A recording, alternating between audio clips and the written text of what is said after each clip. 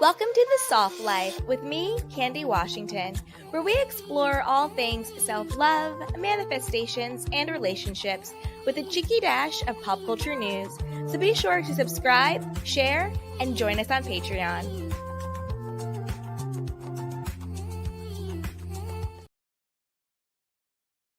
Always, I'm your girl, Candy Washington, and I am so grateful for this time together. So whether or not you're watching on our YouTube channel or you're listening to on one of our podcast platforms, don't forget to like, rate, review, subscribe, comment, all of the things, and share with a friend because your journey to self-love and self-worth is always easier with some support. So share, and head over to Instagram at Candy Washington. Give me a follow, give me a DM, tag me with your aha moments that come up for you during our time together. So let's get started. So today's episode is all about the top 5 signs that you might need to be single. I know everyone is always talking about, how do I get a man? How do I get a woman? How do I lock it down? How do I, get that relationship? Maybe you need to focus on yourself, be alone, figure out who you are, and use some single time to cultivate a loving relationship with yourself. So let's get into it. The top 5 signs that you might just need to be single for a bit. So the first sign is that you are just out of a relationship. I know sometimes we think that only long-term or super serious relationships are meaningful and that those are the only ones that you need time to mourn or heal from, but I don't agree with that. I don't really think that it's based on the duration. Some people are together for 10 years. Doesn't mean it was a meaningful relationship. Some people have seen someone for a couple of months and it was a really meaningful relationship to them. So I think it's not so much about how long you're in a relationship, but what did that relationship mean to you? And if that was a meaningful relationship to you, and meaningful doesn't mean that it was healthy, it ended for a reason, but it still mattered to you. Take that time to mourn the relationship, to grieve, to self-reflect. What did you learn about yourself? What did you learn about dating? What did you learn about relationships? What would you do the same? What would you do differently? How do you take accountability for what happened in the relationship? Again, it's not about judging or criticizing or blaming or shaming. It's just about taking responsibility, being self-aware. This is how I showed up in that relationship, in a good way and then also in bad ways.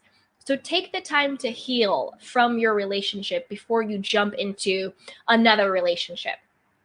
And I also want to say, I think, of course, people want to sleep with other people or do whatever with other people when they get fresh out of a relationship. There's that saying, the best way to get over someone is under somebody else. And I just don't believe that at all. I'm not saying that you shouldn't sleep with people. That is your choice. I don't shame anybody for that. It's your body, your choice. Do what's right for you, but make sure that you're doing it for the right reason. Make sure that you're not masking the pain or the hurt or the loss of that relationship with sex. Make sure that if you are, giving someone the privilege to sleep with you, that you're doing it from the right place. Hey, sometimes you just want to have some fun. And if that is the case, then have fun. But if you're doing it because you don't want to be alone, you're doing it because this is your way of sort of, self-medicating, and medicating isn't always medicine. If you're kind of numbing your pain through sex or finding your worthiness through sex or whatever it is, then maybe take a step back from that too. But of course, always do what's right for you. There's no wrong or right way to do it. Just make sure that you are taking care of yourself and you're honoring yourself and you're not doing something to mask or to self-medicate or to numb or to deny what your feelings are. Give yourself the grace to mourn that relationship, to self-reflect and to take accountability, and then to empower yourself with those healthy tools that you can now bring into your next relationship, rather than bringing in the baggage from your last relationship. You can bring in the insights, wisdoms, and tools that you learned from your last relationship. So don't bring in your baggage, bring in your toolbox. And that comes with taking time and self-reflection and being on your own. So don't jump from relationship to relationship, and don't jump from bed to bed. Take that time to be single, really take care of yourself, and focus on who you are. And that brings me to my second sign that you might need to be single. If you've never been single, there are a lot of, self-proclaimed, almost self-righteous in a way, relationship people. Those people, those girls, those guys who can just never be alone. They're always with someone, whether it's these long terms or whether it's these short terms or a mix of the both. The person that has never been single. So if you've never been single, maybe now is the time. And if you're watching this or listening to this and you're in a relationship, that's probably a sign that something attracted you to this video. Something in you is saying that maybe your current relationship isn't fulfilling or isn't really where you want to be. Because if you're in a happy, healthy relationship, you're not going to watch a video or you're not going to listen to a podcast that is titled Top 5 Signs That You Need to Be Single. So that in and of itself is a sign that you might need to be single. So if you are sort of that relationship person who can't be on your own, who hasn't been on your own, who's never lived in an apartment by themselves, who's never traveled by themselves, who's never had certain life experiences, have struggled, have succeeded by themselves, that might be a huge sign that you need to actually be single, because you have to be whole as yourself before you can form a healthy union with someone else.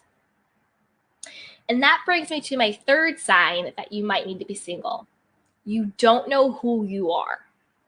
If you don't know who you are at your core, if you don't know what your likes are, your dislikes are, if you don't know if you're uncomfortable with being your authentic self, if you kind of feel lost or purposeless and all of that stuff, I'm not saying that you can't find yourself in a relationship, because you can. There are people who feel all of those things and they're able to overcome it and still be in a relationship. Sure, that definitely happens.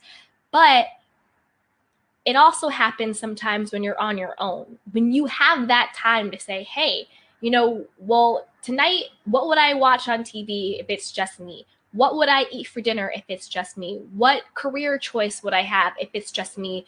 What decisions would I make if it's just me? Who am I? What do I want? What do I need? What do I value? What do I bring to the table? What do I want from the table? Really getting clear on who you are. What is my value? What is my worth? What is my perspective? What is my point of view? Who am I? Why am I here? All of those big questions, right?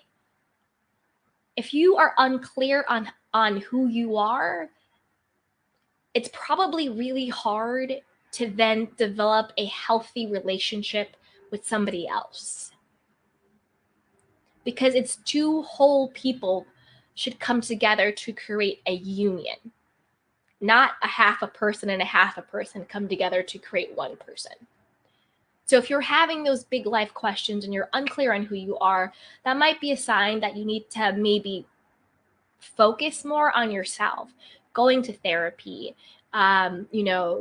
doing self-care, taking solo trips, just really working on yourself, getting new hobbies, figuring out dating yourself, really take that time to get to know you, to get connected back to yourself, to date yourself, to make yourself your best relationship. So that might be a big sign that you need to be single. If you're unclear on who you are, then how do you know who you want to be with? Because I need to know me before I know we, right?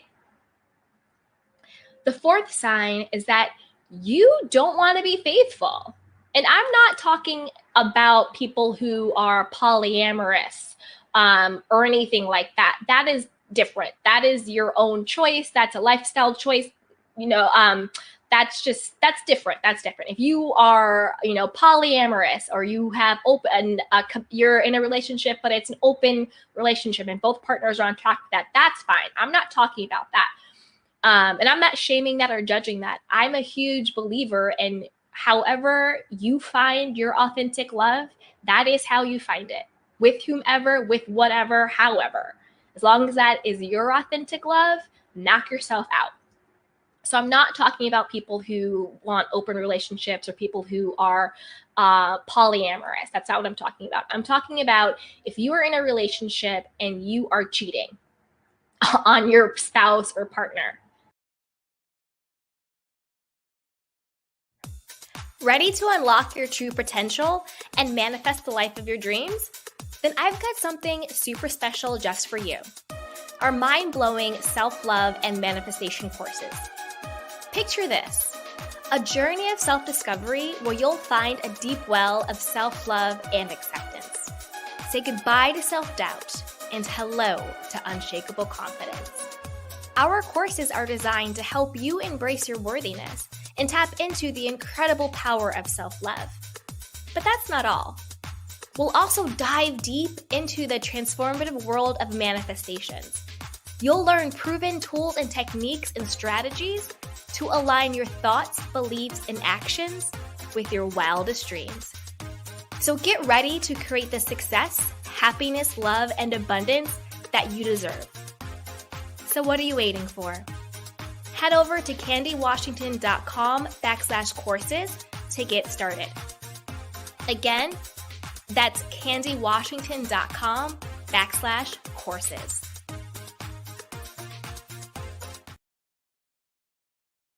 Don't disrespect that person and don't disrespect yourself. Break up. If you're in an unfulfilled relationship where you have to try not to cheat or you are cheating, break up.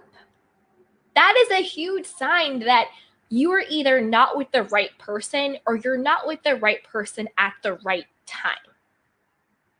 So if you're not in a place to be committed and to be monogamous, and again, I'm only talking about if that would be an ultimate goal for you and your spouse or your person, right? Not talking about open relationships, not talking about polyamorous people.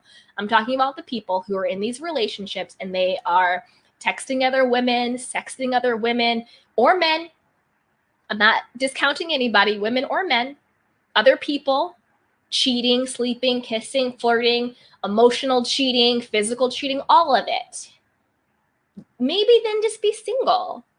Then, let that person be free to do them, and then you are free to do you.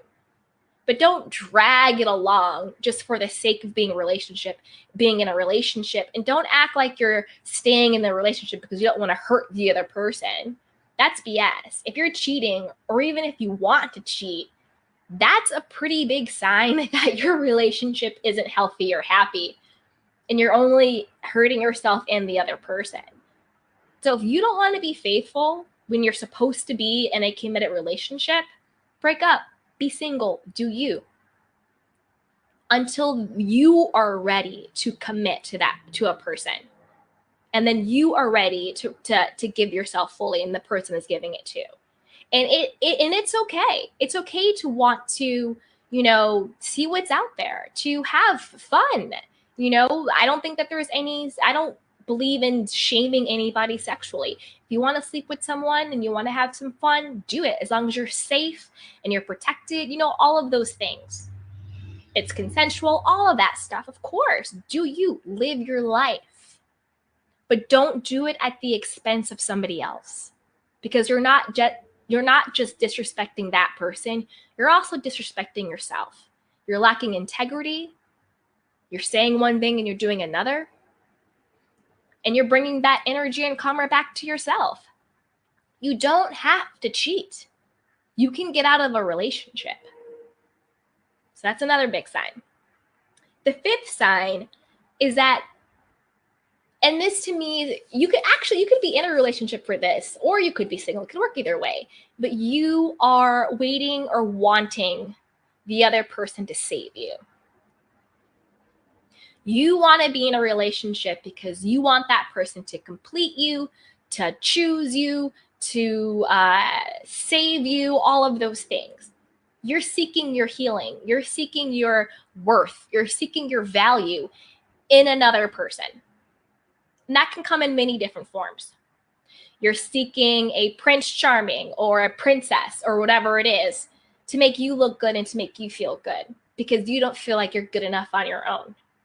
You don't feel like you're worthy unless you're in a relationship. And this could be people who are in relationships, who are in unhealthy relationships, but they refuse to get out of it because they're scared of being alone. They're scared of what they think other people will think about them.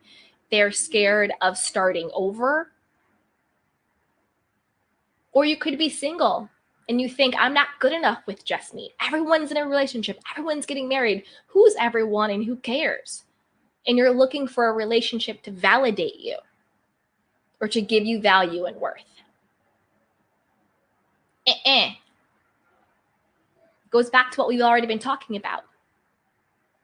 You, singular as you are worthy, valuable, and deserving. You don't get your value or worth through your relationships. You get your worthy and value and worth simply because you're here, through your intrinsic value. You already are enough, and you don't need a relationship to co-sign your worthiness. So if you're looking for a relationship, if you're looking for a ring, if you're looking for a status, if you're looking for a person to save you, to validate you, to give you your worth.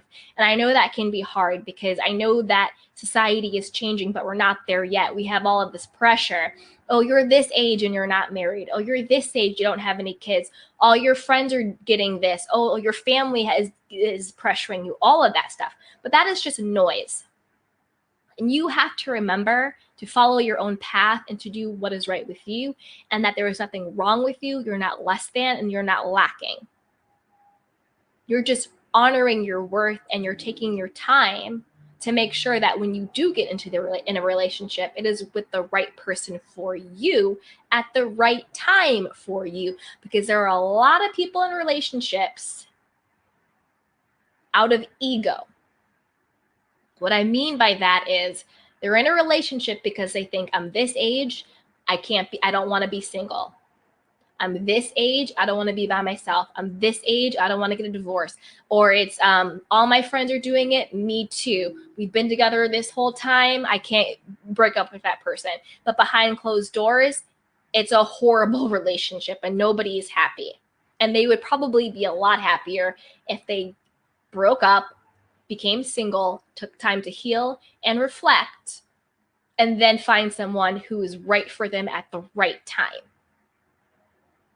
So don't, sort of give in to societal pressure or ego-based pressure to be in a relationship with someone just for the sake of saying that you have a relationship.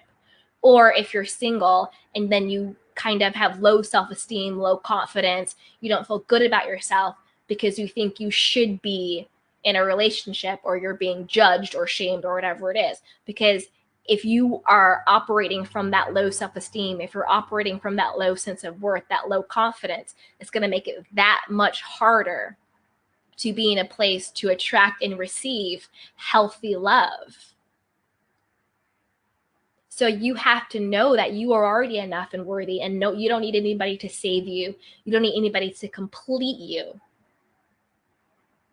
You just want to share life and love with someone. It's the sharing of the life and the love. It's not the giving, it's not the completing, it's not the saving of it. It's sharing. I have so much love to give, and I have so much love to receive. It's the sharing of it. And that's really what it's about. And you are worthy and deserving of love.